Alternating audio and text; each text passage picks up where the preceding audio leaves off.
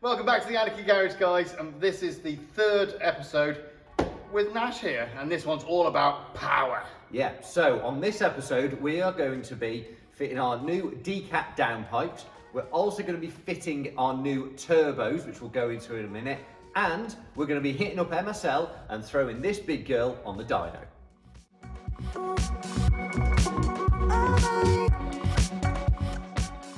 Right, so the start of tuning Nash up. Now Nash is a 4.5 twin turbo V8, so it's an absolute beast.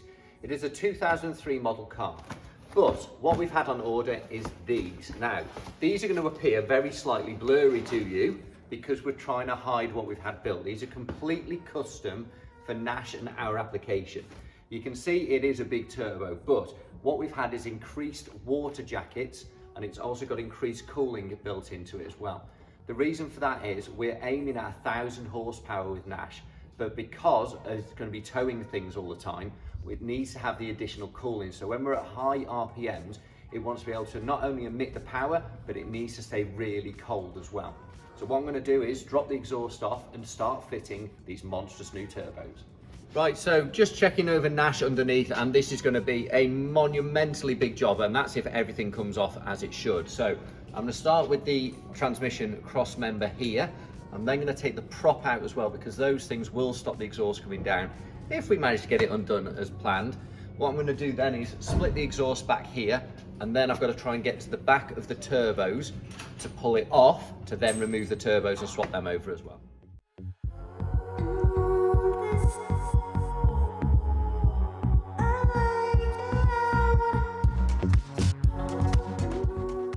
Right, so the first part of the exhaust is down. Now, what I'm actually going to do is replace the O2 sensors as well. We have got a replacement on the way for this to come, but for now we're going to have to actually mount this up to our new turbo. So I'm going to knock the O2 sensors out, replace them with a brand new, because while we're there, you may as well replace all these things because they are not a nice thing to get to.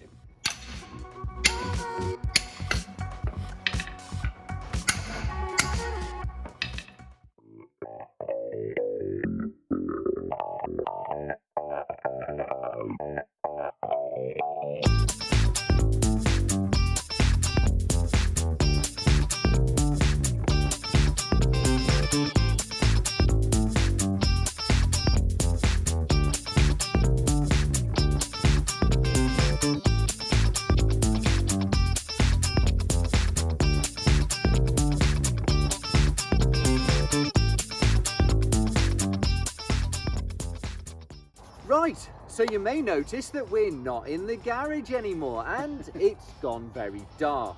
Now, the reason for that is everything has kind of not worked out the way we planned it.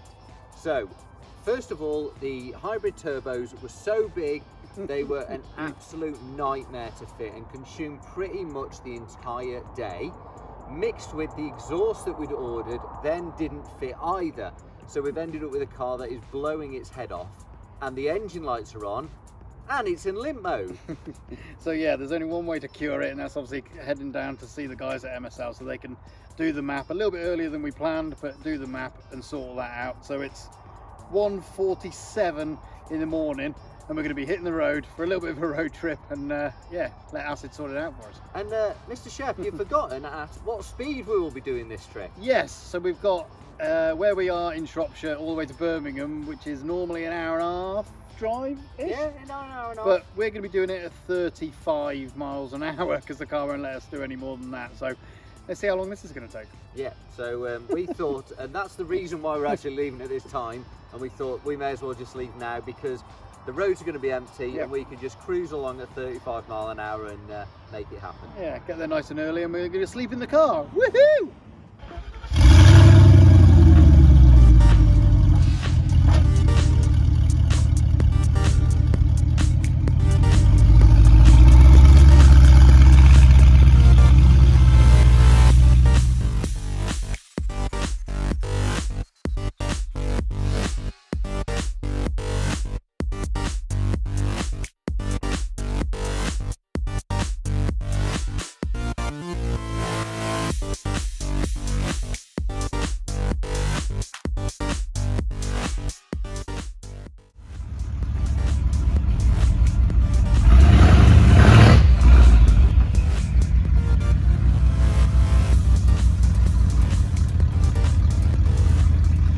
Right, so we have just got to MSL. What time is it, Shep? Give us a time check. It is 3:28 in the morning. Yeah, so we're all ready for when they open up. So what we're going to do now, we're going to make ourselves a little makeshift bed inside Nash. Yeah, and get a nice little kip as much as we can, and we'll be here bright and early as soon as the guys actually get here and open the doors, and we can roll her in and hopefully get her sorted. So good night, everybody. See you in the morning. Night.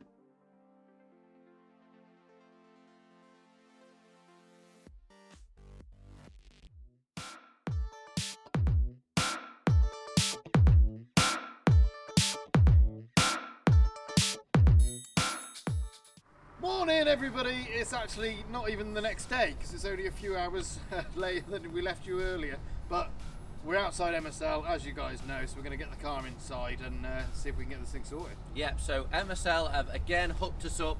They've managed to free us a ramp up, so we're going to check the car over before it actually runs on the dyno, before we do anything else. We're going to read all the codes, we're going to see if we can sort the last bit of exhaust out, and we're going to sort the map out for it as well to get it out of limp mode. Let's get some power!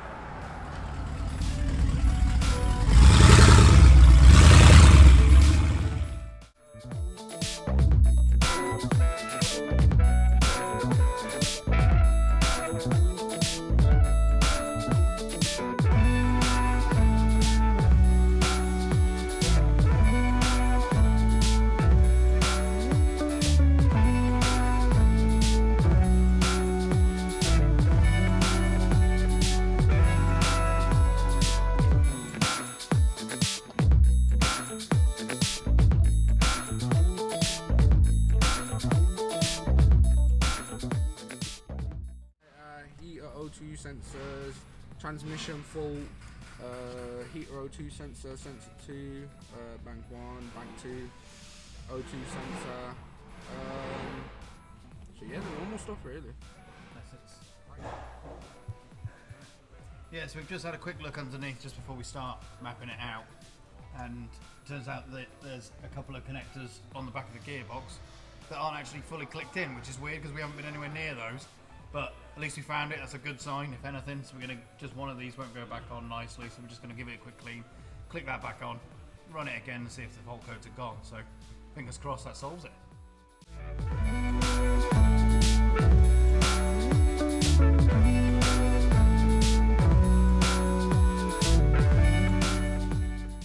Right, so obviously we fixed that connector underneath now, so fingers crossed that is actually going to solve it. So Jay's going to plug the computer back in again, see what fault codes are reappearing, if any. Fingers crossed it's actually got rid of them. If we need to, we'll give it another quick blip up the road, clear them off, and hopefully that's done. And then we can actually start getting some more power into this girl.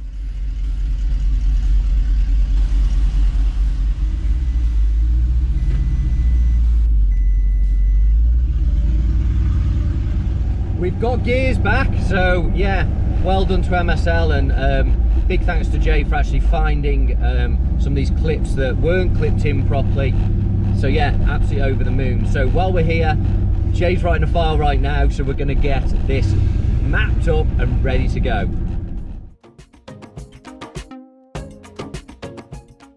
So that's it, back from a little test drive, and we've now got all of our gears back, and we've got less faults than we've ever had on the car. We found a few things that weren't plugged in right and stuff. Not any areas we've been working in, which is always a nice thing that we haven't done it. But what we're doing now, we're just waiting for this file to be written. So now she's going to be going big horsepower, and we're going to get the most out of these new turbos.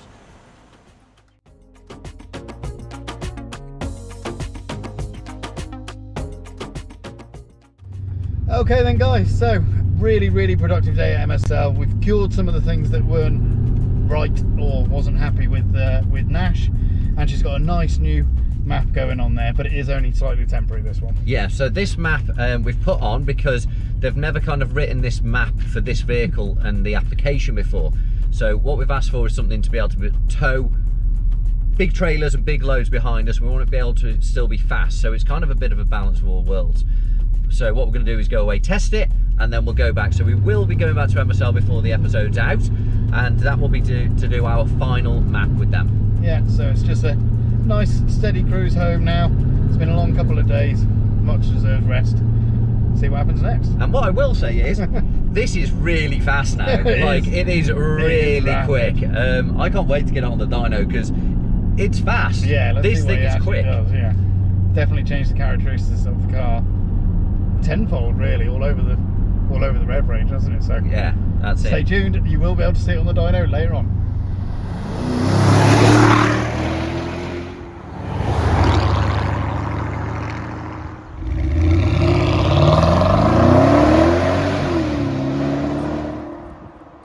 So, big day today. We're going to be installing Nitrous onto my Porsche Cayenne Turbo, which just seems absolutely crazy right now. Mainly because of the fact that this is our tow vehicle. This is the vehicle we're using to collect engines, and this is the one we're using tip runs and taking my kids to school. But if we do want to break the limits and make this the fastest tow vehicle in the world, then what we've got to do is push those boundaries, and that includes Nitrous. So our freshly built engine is actually already built for Nitrous. It's already prepared for it. So what I'm going to do is hopefully install 2 of these kits. Now, the reason I say 2, I want one kit which is going to increase the overall brake horsepower and hopefully the overall speed as we cross the line, and I want another one as a safety precaution. The reason I want one as a safety precaution is once it's accelerating, if I get any kind of sway on the caravan, the fastest way to pull it out of a sway is acceleration, because then you're dragging the rig straight, you're keeping this going faster than your caravan. That is not the correct way really to do it on the road. So if you are on the road, just let off, let the brakes on the caravan hit the ball, and it's going to slow you down naturally. But for us, we don't want to keep slowing down if it gets a sway. I've got to try and increase the speed as much as possible. So I'm doing the wrong thing the right way. The plan is to use wet kits. So I'm going to use 2 wet kits. I've got my nitrous injectors here, and you balance those to keep your AFRs in check. A wet kit uses petrol from the existing system, and then the nitrous, you get your AFRs somewhere near or close as you want them, and then you're on the button, and that's proper horsepower. Both kits are going to be 200 shots of nitrous. So yeah, let's stick it on.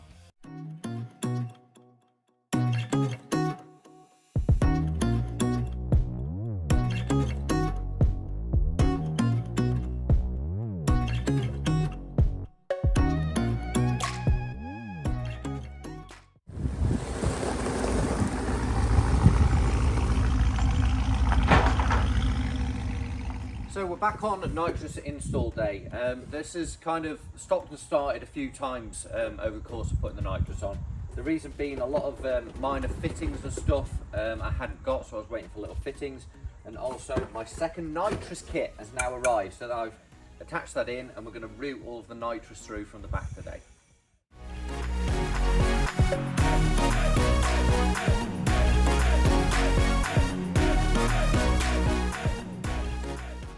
Attempting to take the glove box out to try and get my hand in at the back of the dash so we can pull this nitrous pipe through.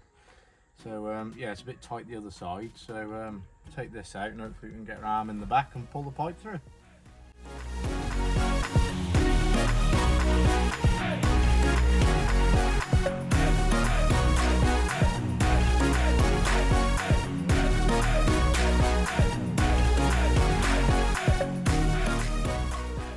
Right, so the nitrous pipe is now run from the rear all the way to the front, and now I've put power from the actual engine bay into the car.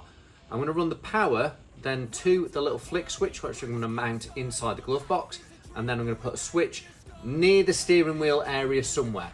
The reason I say near the steering wheel is I haven't got a kind of clock spring to put on to regulate the button, so if I twist it too far it might kink the wire. So I'm going to try and put it just somewhere near the steering wheel so I can push the button on the move. So I've just finished wiring inside the glove box. Now I've got a kill switch inside here, so when I open the glove box up I can flick the red cover over, turn the power on, and I can close the glove box back up, and now I know that the system is armed. When I want to do it, open it back up, flick it the other way, and the whole system is safe again. So it's concealed, it's tucked away underneath, so obviously nobody can flick it by accident, which is on the nitrous. And yeah, that's it. That's another stage done. Okay, so here we go, the actual push button bit. Now I've got a bit of twin core running it up to the steering wheel side or the driver's side of the car. This is going to be the 2 wires that go actually up to the switch itself. I haven't got a clock spring, so I'm going to see if I can leave a little bit of droopy wire so I can actually have it right by my thumb here to make sure I'm not taking my fingers off the steering wheel. And I'll just see how that works over the next few weeks. I don't want it to be getting tangled up all over the steering wheel. It could be very dangerous, so if it needs to, it can go near the steering wheel, and I'm just going to have to kind of lean over a little bit for it. This job has actually taken most of today to complete, and I think the reason for that is I have concealed everything and tried to make it really super tidy, so it's a very tidy nitrous install. I think you could throw this kit on in a few hours and make it work, but I want this to look right inside this car and not take away from the comfort of it either. So I have just been looking at the switch that I've got on the nitrous kit, and to be honest, I can't work out anything to connect onto the back of it, and I think the switch is just a little bit naff. So what I'm going to do is look for a better switch, but for the time being, I'm going to test the system that I've fitted, click everything, make sure it works, and see if we can actually get a purge out the front of it as well.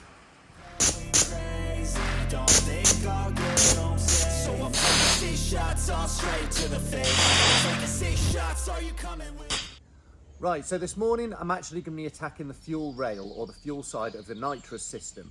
And the way I'm going to do that is actually tapping onto the end of the fuel rail that runs on top of the engine.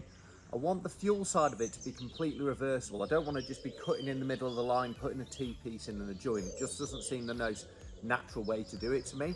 So what I've got here is a fuel injection pressure gauge set, which has all different adapters for it. So what I'm going to do is screw onto the end of it, put a pipe on straight down to the solenoid, and that should be it for the fuel side. Okay, so that is all of the solenoids and the fuel all sorted underneath the bonnet, and I've also put the fogger into the intake, so everything under the bonnet is now finished, which is great.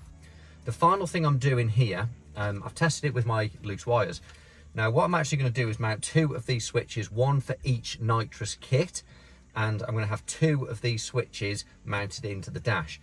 I've exchanged these out for a bigger button because obviously I won't have them on the steering wheel, I'm going to have them on the dash, so they'll be easier to reach. These are actually a dual-right switch, and they're just a simple momentary switch, but they're a really good quality, and they're nice and big as well, because I don't want to be fumbling around for the little switches when I'm running at over 100 mile an hour. So I'm going to start drilling these in now and start doing the final little bit of wiring.